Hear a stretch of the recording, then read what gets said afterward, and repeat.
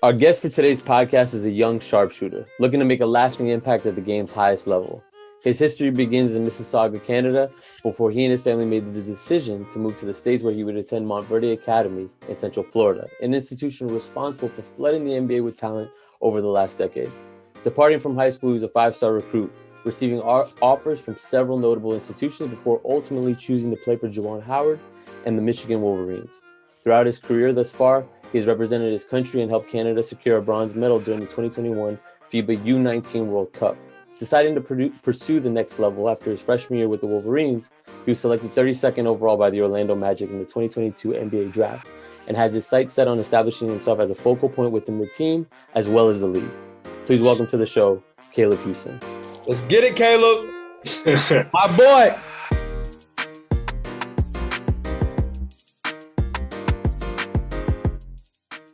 Man, thanks for coming on. I know we've talked about it a few days, in the training room, in the locker room, showed you the podcast and everything. But I think, for me, ever since meeting you before Summer League, obviously excited about going into the training camp this week, having your first season, my first season with the Magic full-time as well. I feel like this is a good opportunity for us, to just chop it up, learn more about you.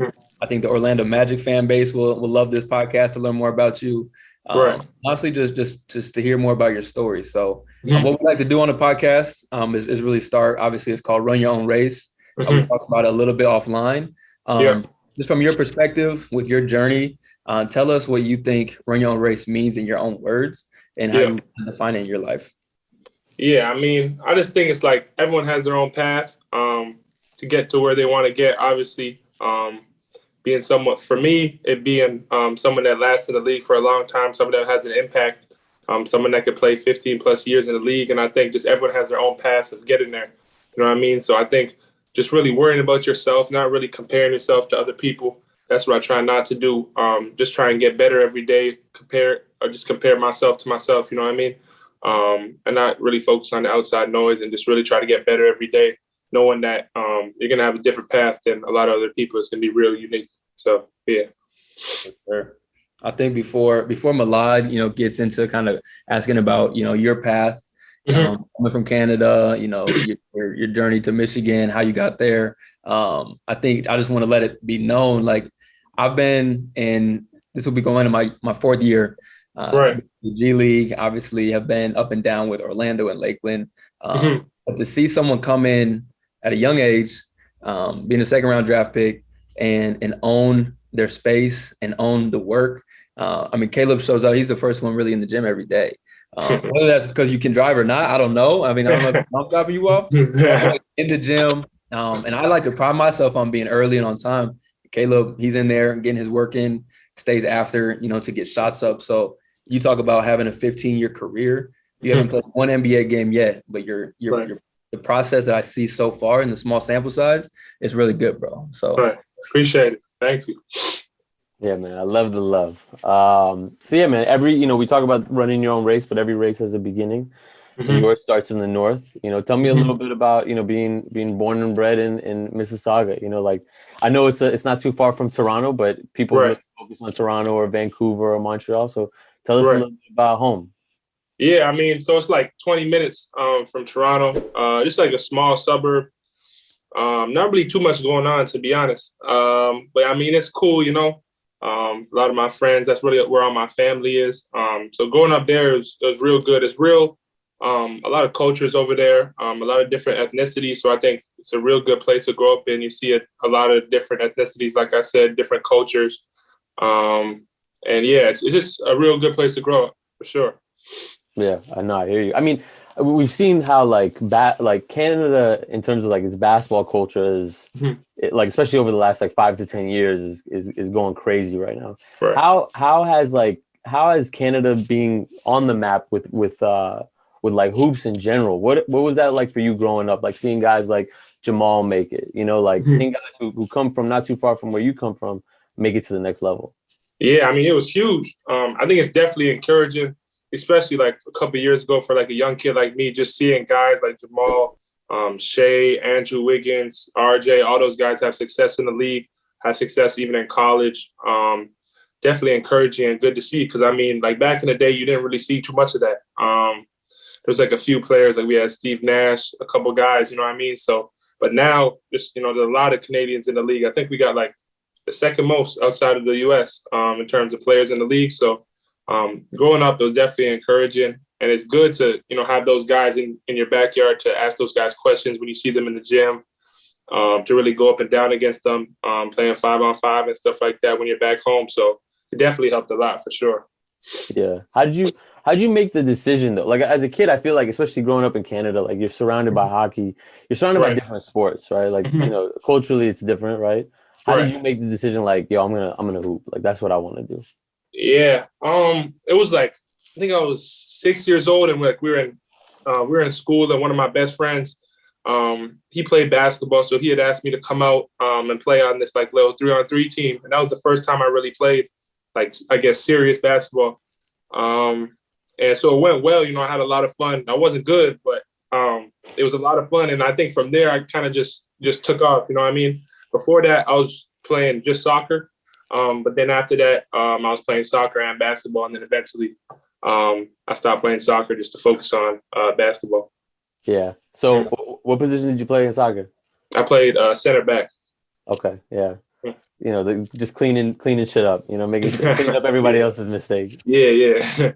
Now we gotta get you out to the Orlando City games. That's what we're talking about, you know, like try to get you out there. But no, from that, obviously the upbringing, you know, in Canada, talked about like Montverde, your experience there. Obviously you have teammates that ended up, you know, starting to have their career in the league as well. Right. Like how that experience obviously bled into going to Michigan, but also just as you get ready for your first year in the league, going up against guys that you're in high school with.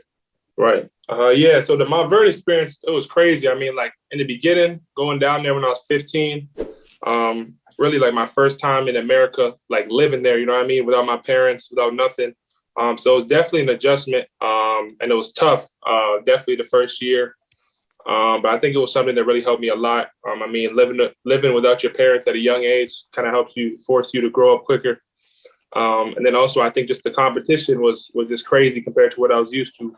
We had so many real good players, especially my first year. So it kind of gave you a perspective of what you really want to get to and what you really have to attain to be like a really good high school player, really good D1 player. So I think it definitely helped me and kind of opened my eyes of where I need to get. As well as I think the biggest thing, it kind of helped me learn how to play with other good players. Because I feel like in high school, you know, everyone like goes to their own school, you know what I mean? Everyone scores like 25 points a game. Like everyone's going crazy, you know what I mean? But I feel like in that situation, I was able to learn with my 3 years being there, like how to play with other good players. Like you're not always going to be the best player on the team. Like that's just the reality of it. You know what I mean? So I think that's probably the biggest thing that helped me, just learning how to play with other good players, playing a role, whatever that role is, you know what I mean?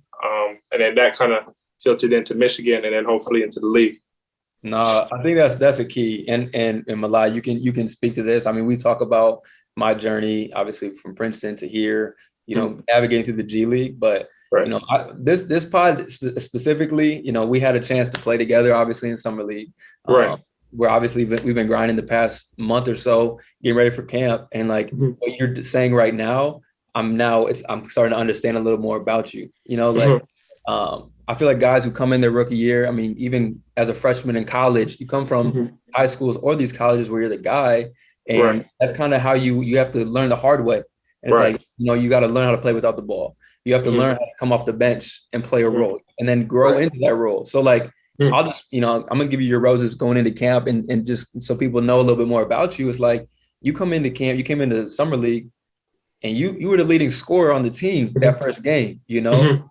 But even in these open gym sessions and these scrimmages, like your ability to play without the ball, your communication, your willingness to learn and guard. And obviously like, you don't need many dribbles. You don't need the ball in your hand that much to get a shot and make shots. So it's like, I see that. And I can see where that's going to transcend and get to, especially as we're building as a group. You know, we need guys like Caleb Houstan, you know what I'm saying, to facilitate, to grow into a role and then grow into hopefully, you know, expand that role by getting stronger through experience. So it's tough to hear that was your experience at 15. You talk about being young and living on your own, like what you're 19 now, like you're still extremely young, you know, but you have that maturity about you, bro. So like, I think just that alone, that perspective is going to take you a long way. Right. Appreciate it. Yeah. What's the, I guess what's like the biggest challenge, right? Not only coming in as like the guy, right, from wherever you're coming from and then playing with that group, but I think you dealt with it a little bit differently because you come in and you're playing with a potential number one overall, right, with Cade. Right. And you're also playing with Scotty, and you're also one of the only like non-senior starters, like at times, right? So what's like another level or what's something else that like people don't see that you had to learn aside from like, I'm not the guy, I don't have the ball as much, you know? Yeah. Really probably at that point, because that was my second year. And like the first year, like to be honest, I didn't really play much until really the end of the year. And even that wasn't a lot. But probably the biggest thing I learned is just like the importance of like defense, like rebounding, doing the little things, you know what I mean? Because at that point, my second year, it wasn't guaranteed that I was going to be a starter. I actually didn't even start the first 2 games with like Cade and Scotty and all those guys. So I think like we all knew that the ball was going to be in Cade's hands, Scotty's hands, right? So I think the biggest thing I learned is just being able to get on the court, especially if you're not going to be the person taking all the shots or the ball's in your hands all the time. Just the little things like being able to guard, communication, like DC said, like cracking down on defense, just basically not making mistakes and doing the little things to where the coach could trust you and then building your role from there. I think that's the biggest thing that I learned, just kind of going through that experience, just to get more playing time. You know what I mean? Okay. The importance of those things. No, so listen, I'm a tap in because obviously, you know, we've been playing scrimmages and this and that. Like we have a thing in Orlando where right now, obviously corner threes are some of the highest percentage shots. Obviously, you know, 3 is worth more than 2. And so when we play scrimmages, these corner threes are worth 4, offensive rebounds are worth 1. And the coaches make jokes sometimes like, Caleb, I didn't even see you out there, man. Like sometimes it's like, where were you today? But really like when it comes down to crunch time and we need +1 for offensive rebound or +4 for a corner 3, I think of the 10 days we've done scrimmages, like we've probably gamed the most games. Like you probably are the person that makes the last shot because you're in the right place at the right time. You're ready, you crash, you get offensive rebounds, you move and you get back to your spot. And like sometimes those things can go unnoticed because it's not the sexy highlight play, spin, dunk, but it's like those are winning plays. Right. So it's dope to hear like you had that perspective at Montverde. Let's tailor that into Michigan. Like how did you get how was that transition? Playing for Juwan Howard, being a freshman, like who were your leaders, seniors on the team? Like were there any pros on that team with you or are you the only pro? Like how was that? Yeah, my boy Musa, he plays for the Clippers right now. He got drafted. He was my roommate actually. So me and him are real cool. So yeah, he's another pro from that team. And yeah, just at Michigan, that was like a whole nother experience. I mean, probably in like a different way. I mean, obviously Juwan playing in the league for a real long time and then also coaching. I think being there really helped me and kind of prepared me for what we're about to go through in like training camp and also what we've been doing in the summer in terms of like the concepts and just type of defensive systems and all that stuff.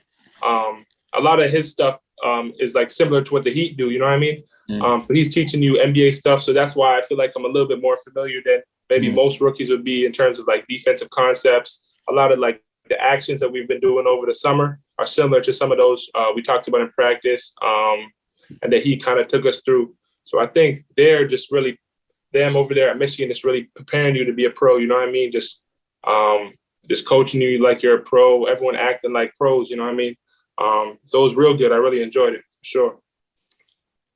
Yeah, definitely. I mean, well, you know, coming into Michigan, you're a 5-star recruit, and you're you know you're playing for an NBA guy, like you said. You're in kind of like an NBA system or an NBA culture. What kind of pressure comes with that? What kind of pressure are you feeling at like the young age of 18? Right. I mean, to be honest, like I wasn't really feeling too much pressure. I was just really excited to get out there. Like I never played a college game. I mean, I'm just real excited. Yeah, it wasn't really too much pressure, to be honest. I was really just looking forward to getting out there, playing with my teammates, playing on like the biggest stage I've played at so far. You know what I mean? Yeah, definitely. How about this? I mean, I'm speaking from my perspective. I want to know like how your approach is. Yeah, there's a lot of similarities. I mean, I don't know who you look to as a vet or stuff like that, but I feel like in a short period of time, we've definitely gotten really close. Right, for sure. On the court. And so I know coming into high school, I came in, I went to just a private school, didn't start my whole freshman year, almost won a state championship, stuff like that. But I was a 3-star recruit, didn't get a big time off. I took a visit to Michigan, Michigan State game. I think Gary was playing like at the time. Okay. So it's like, it's funny these overlaps, but I never went to the big school, right? And so my goal was always, I know I'm an NBA player. I'm gonna get to the NBA one way or another, right? And now we're both here, sharing the same team, sharing the same court. Like as you went to Montverde, like do you have goals written down? Like was there a perception like Caleb Houstan will be in the NBA? Like this path is gonna lead me there. Like what were those things like as you went through this journey? Have you just been going through it, talented? Or like, is it stuff that you've like dreamt about, have written down? And like, if so, where is that going to lead us to next? Right. Like how is that process for you? Right. No, yeah, for sure. I've had goals. I think not many, just like a few. Like my goal was always to play for my country, which I did when I was younger, on the age group teams. My goal when I was back in Canada was always I wanted to play somewhere in the States for high school at some sort of prep school. And then obviously I wanted to play D1 basketball and then go on to the NBA. And then I think just in terms of the NBA, like this year's goal, I feel like just really continue to get better, learn from all the guys on the team like yourself. I know we have a young team, but I feel like we have a lot of experienced guys and a lot of guys who have a lot of knowledge that they could share with me. And then just overall for the NBA, I feel like I said, just be someone that can have an impact in the league for a long time, a long career, successful career, 15 plus years. And yeah. Yeah, no, that's, I think that's the goal, right? Being organized and kind of like, Devin's approach. Like I like seeing other people have that same kind of mindset. So, just looking at everything up until this point, your dad once said, at the age of like 14, that you beat him on one-on-one, and that's when he knew that he was gonna like relax and fall back. Right. Juwan at one point said that, you were a class act and coaches love you. These are all like great pieces of feedback from people really close in your life. And we know that nobody gets to this level alone and nobody sustains at this level alone. So who were some of like your mentors? Like who helped you kind of like give you the game as you were going through, Canada, Montverde, Michigan, Canada basketball too, right? Right. And now the league. Yeah, I mean, really one of my first coaches, Coach Shane, like I feel like he kind of taught me like the fundamentals like of just like basketball, you know what I mean? I feel like a lot of like my IQ and where that kind of comes from is from him, just really teaching me the game. I mean, his son was a point guard, so we always used to work out together after school. So I think that's kind of where I got like the IQ from, like moving without the basketball, just knowing what to do in like certain situations. I feel like he did a real good job of just teaching me how to play basketball the right way. You know what I mean? You don't have to take like crazy dribbles. You know what I mean? Just being able to be efficient. You know what I mean? Yeah. So he was like a huge piece, as well as Coach Meeks with Canada basketball. He's another person that just had me in the gym, supported me, really helped me on like the FIBA side whenever you used to play with Team Canada. So those are two people that helped me a lot, as well as like my parents and my brother. Like those are my biggest supporters, even though like basketball wise, it might not be up there. You know what I mean? They're just people that have always been there for me through thick and thin.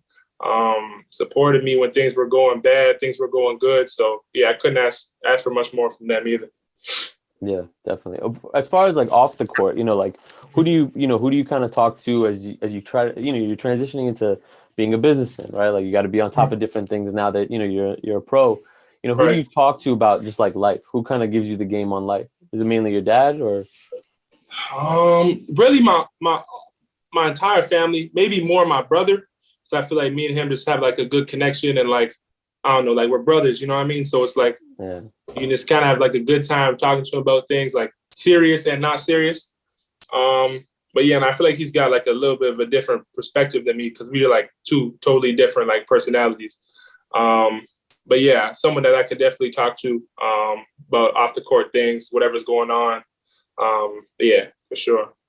Yeah, That's crazy. As Malad was kind of doing the research, like he sent over this little, hey, I mean, this is kind of how the pod works. It's like, you know, obviously I know we have, you know, your guests lined up. We try and, you know, get these connections. Malad's out here in the background doing all the research. And so I remember you went to Montverde. I didn't know it was actually that close to Orlando. So you spent time in Central Florida before. Like, how has that transition been from coming here at 15, first time leaving the country? Now you're back on a multi-year deal, you know, so you got money in your pocket now. We're back in Central Florida. You're a pro. Like, how have you changed since then till now? And like, you know, obviously you have some experience here. So like, talk about now, like being a part of the community, you know what I'm saying? Like as an older young man, older man, and what your expectations are kind of just being back here. Yeah. I definitely changed a lot. For sure. I mean, I think hopefully I'm a lot more mature. You know what I mean? Which I think I am. But yeah, just I think being a lot more independent. Like you said, being able to handle things like without my parents, living on my own, things like that. I mean, I actually went back to Montverde a couple of days ago to say what's up to those guys. You know, give thanks to those coaches, Coach Boyle, Coach Ray, KBJ, all those guys for, you know, helping me. They're a huge part in getting me to where I am today. And also just quickly talking to those guys, those new guys over there at Montverde, saying what's up. So yeah, it's definitely like, it's pretty surreal, like coming back to Orlando after being here for so long in high school. So I think it worked out pretty well. I'm really excited, happy to be here. And yeah, definitely looking to do some more things in the community for sure. Yeah, no, that's definitely something we do, and something at least that for me, run your own race. Just like, you know, my ethos. I'm the oldest of 4 siblings, so I have like this mentality that's like, if you're gonna be doing great things, it's like how greatness is like how can you bring people up with you? For sure. Like when you measure success, it's not just accolades, MVPs, championships, wins. It's like how have you, you know, impacted the community, the people around you, and left this place a better place. So like for me, being in Lakeland for a little bit, now being here in Orlando, like the goal is just to pour that positive energy back into the community, right? And so as, you know, let's talk a little bit about, you know, as we get into the season, you know, you had the Vegas experience, you know, we both had a little up and down, you know, you come out high, and then we both kind of went cold shooting, but you and I think are 2 of the best shooters on the team, right? So like, what can the Magic fans, yourself, myself, the organization expect from you this season? Obviously you talk about, you know, wanting to have a long career, learning and growing, but like, what are you looking forward to most this year being a pro? Like you're living out your dream, like we're living out our dreams. So just talk about. Yeah, what am I looking forward to most? Probably just being able to go up against all the players that I really looked up to growing up, being able to share the court with them, compete against them, play against them. And then what can people expect? I feel like someone that can really shoot the ball, someone that just really wants to make winning plays, you know, someone that's going to do his best to make the right decision, make the right play for the team, to put them in the best position to win, and someone that's going to get better throughout the season. Someone that's going to stay in the gym, continue to work on their game. No, that's facts. I believe it. I already know. I see it. You know what I'm saying? So it's cool seeing it before everyone else does. I can see us in Amway, clock winding down, 3rd, 4th quarter, you know, you hitting a shot against the Raptors, you know, sending your boy Scotty home. Country's looking at you like, man, that's our boy, you know? Right. So it's going to be fun, man. And I think obviously, you know, not having social media, people are probably like, you know, who is Caleb Houstan? Right. So hopefully they get to see a little bit of that here. I already know it's going to be special this year. I'm excited. I know we have a young group, but it's a young but experienced group. And a hungry group. So it's obviously having you is super special too, man. Yeah, thank you. Yeah. The you know, off the court, Caleb, like, what's really important for you to like accomplish in the next 5 years? You know, with you know, being in the league, you know, what do you want to do more than anything else off the court, or what are the things that you would like to do the most off the court? Off the court,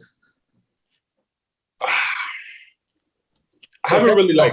It's okay if you don't know. Yeah, there's nothing wrong with not knowing. Yeah, right? Like, I was gonna be honest. Like I haven't really thought about it too much, but like I talk about it with my mom a little bit. Just probably doing something in Canada revolving around basketball, like helping kids.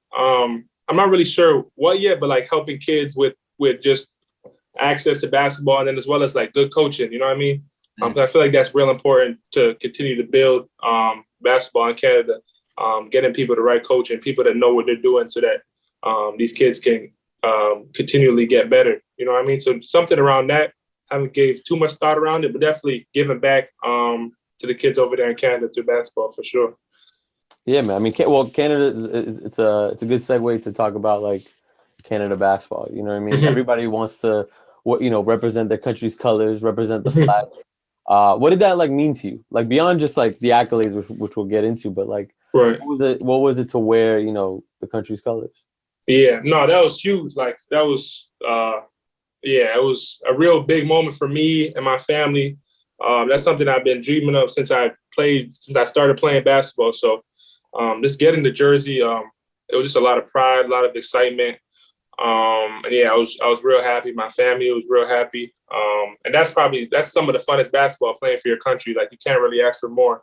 You know what I mean? Being able to represent Canada on the front of your jersey, playing with a lot of the guys you grew up with playing. It's definitely a lot of fun for sure. So two big moments from the Canada experience. 2019 U16 America's Championship, you go off against Brazil, right? And then 2021, you win a bronze medal at the World Cup. Right. Is there one that you care about a little bit more or love a little bit more?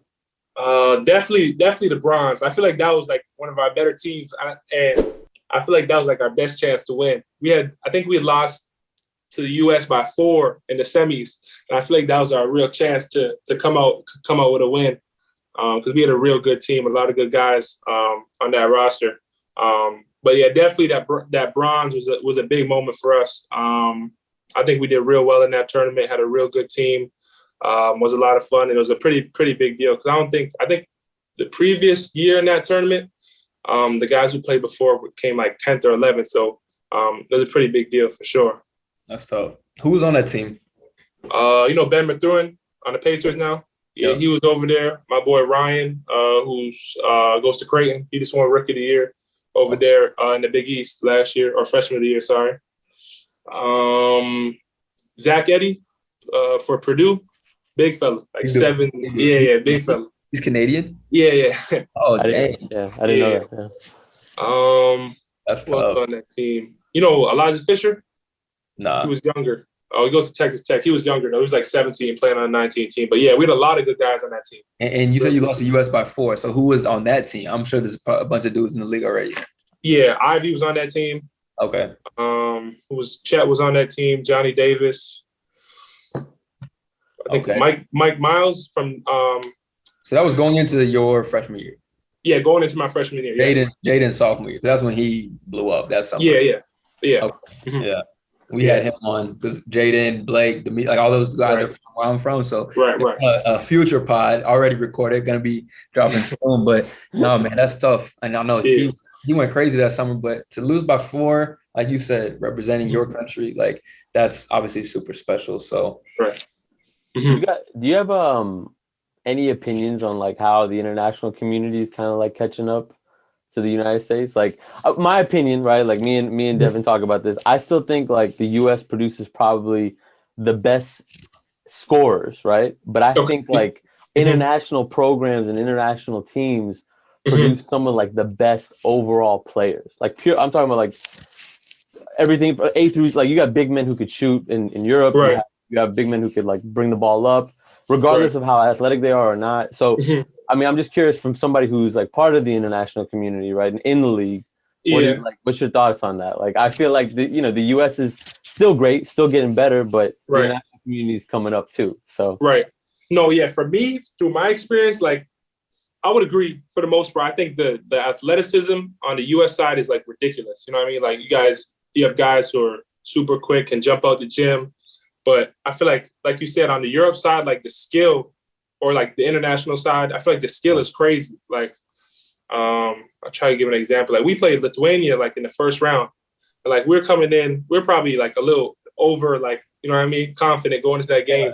But like you coming in and like these guys, they just know how to play basketball. Like they're over there moving the ball, passing, setting screens, popping. Everyone on the team can shoot, no matter how tall they are, how whatever. just being able to pass, make the right reads. Like, I feel like you said, like, the international game, international players, they just know how to play basketball. And, like, overall, they just, you know what I mean? They know what they're doing, like, just real skilled players. So it's definitely real different. But their athleticism is probably on the lower side, you know what I mean? Yeah. But it's definitely two different, like, it's like the difference between playing AAU and playing like in a FIBA game is crazy. Different. It's way different. Well, is that in Canada, like, so to your point, in Canada, do they have that grassroots system where they're teaching these things, like, you know, from a young age? Because there is, I don't know why, it's just it's night and day. U.S. Right. is any other country, and I'm assuming Canada, like, as you guys are coming up, producing more NBA talent, you know what I'm saying? Like, it's a different style of play. I mean, you see the NBA, G League in Europe, and a team like Lithuania, any other Norway, like, they're moving the ball, shot fake, next pass.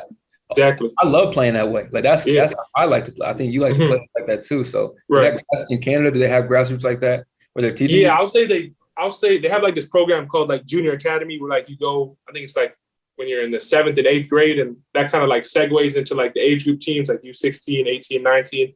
And they teach you like the FIBA game. You're playing with the FIBA ball, FIBA rules, all that. So definitely I think they teach more the FIBA, like in terms of Canada basketball, they teach more the FIBA way of playing. And then when you go with your club team in AAU, then you're doing, you know, more the American style of play, I guess. So for sure. That's a good point, though. This is it's night and day. So So one of my questions is, you know, people talk a lot about like certain rules, right? You could, you know, swipe the ball off the rim. My like what I think about the most is like how much more physical the international game looks. So somebody who's played the international game, how much, like, is it? If sometimes it looks like you can get away with like some crazy shit at the international level. Is that true? Like, or am I just seeing things? No, it's definitely true. And I felt that, like, my first time ever playing like a real FIBA game, we're playing Argentina. I think it was Uruguay. We're playing like I had went to the rim, and like, you know, in AAU, like you kind of beat someone, the help comes over, you just jump into them and one, something like that.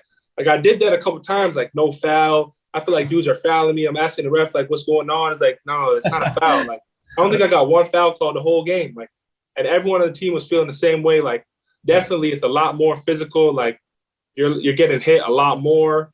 They're not calling no like ticky-tack fouls, none of that. I think it's like if you jump straight up, like everything goes or something. You know what I mean? Like, it's just you're good. So it's definitely a lot more physical, I would say, for sure.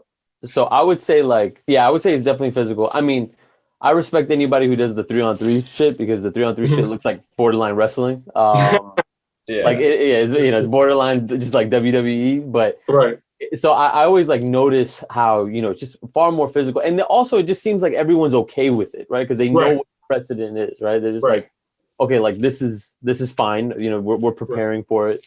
So I'm gonna ask you a question. You don't have to mention the name. Yeah. The question is the best player in the NBA right now American? No. Okay. No. You can say a name if you would like, but you don't. I'm not putting that on you to say it. He said no because it's Caleb Houstan. There you go. Yeah. Let's leave it at that. We ain't giving no one else flowers. We gotta go compete here in about a week. So, bro. But with that being said, let's segue, because obviously we're gonna show Canada some love. Obviously, it's the Caleb Houstan pod. You know what time it is. If you had to name your all-time 5 Canadian basketball, you have to make a team. So you can make it all small team, small lineup, big lineup. But if you had to put the best 5 Canadian players on the floor to go compete, who would your 5 be? Best 5 all time. I'm gonna go all time. And your point guard should be pretty clear. Yeah, I know. Yeah, I'm just trying to think of that. Rest after that. I got you. I'm gonna go Steve Nash, Shea, Wiggins. Trying to think. I just don't want to forget nobody. I mean, do you guys produce good bigs? Steve Nash. You guys have some bigs? Kelly O? Yeah, I'm trying to think if I go smaller now. I might put him at the 5. Yeah, I got you. But I'm trying to think who I'll put at the 4. So definitely Steve Nash, Shea, Wiggins. See, I don't know Canadian basketball like that, so this is like new to me. No, I know. I might put Kelly at the 5, and then we'll go Steve Nash, Shea, Wiggins, RJ, and Kelly. Okay. Yeah. I don't think I forgot nobody. There's no world where you would move, go real small, move Andrew. I mean, where are you in this? Like, why? I was not including myself. I was just okay. I ain't never played a game for the senior team yet. So you know what I'm saying. Once I get there, respectfully. Okay. Right. Okay. Once I get to that point, then I can include myself. Okay. The one person I thought you would say is Jamal Murray. I know, but I'm just coming off the injury. You know what I'm saying? I feel you, man. But like Bubble Jamal for sure. He'd be in there right behind Steve Nash for sure. Yeah. GM Caleb Houstan putting together 82-0 lineup. That's good. But yeah, man. As far as the season goes, I think you set a pretty clear, precedent for us. As far as what the future goes, I think you set a pretty clear precedent for us. Mm-hmm. Is there, and I like to sometimes like end it on this, but you've been through such a young life. You've been through so much, right? You've lived a lot of different experiences. You've lived in different places. You've seen a lot of things. What would be the one thing you would pass on to the next kid who's coming out of Mississauga? From an advice perspective, what kind of words would you share with them if they were on like the path to, following a dream similar to yours? It's a good question. That's what it's about, right? We talked about it. Yeah, so you have some knowledge at this age. Really, probably the two things are like obviously stay in the gym, like continue to work on your game. That's a given, but also I feel like coachability. You know what I mean? Just being able to really take in what the coaches are saying to you in order to get better. Just really listening to the coaches, asking questions, watching film. I think that's a big part of it. You know what I mean? I feel like there's a lot of kids who aren't coachable. You know what I mean? Or coaches are saying things and they're either not listening or they're not applying it. And like the coaches are only trying to help you. They have a lot of knowledge. They're just trying to get you better. You know what I mean? So probably the biggest thing I could say to someone coming up is just continue to try and get better and really listen to your coaches, be coachable. When someone tells you something, like try to apply it, ask questions, all that type of stuff. That's valuable, man. That's big time. So I think with that being said, we got Caleb Houstan, the Caleb Houstan Pod. We're shouting out Mississauga, from Mishawaka to Mississauga. You got the boys here. We're all excited to see what you do this first year. I'm happy to share this team, this locker with you. See where we can take this thing this year. Yes, sir. There's going to be big things ahead, not just in your career, but for this team as well. I want to give a quick shout out to a fellow Mississaugan, Jalen Llewellyn, who went into Michigan. So we have these binds, family ties. It's been a special pod. We're excited to see what you do. Thank you for joining the Run Your Own Race podcast. Yes, sir. I appreciate you guys. Thanks for having me. Devin, end it. How do you end every single pod? Roll the outro music.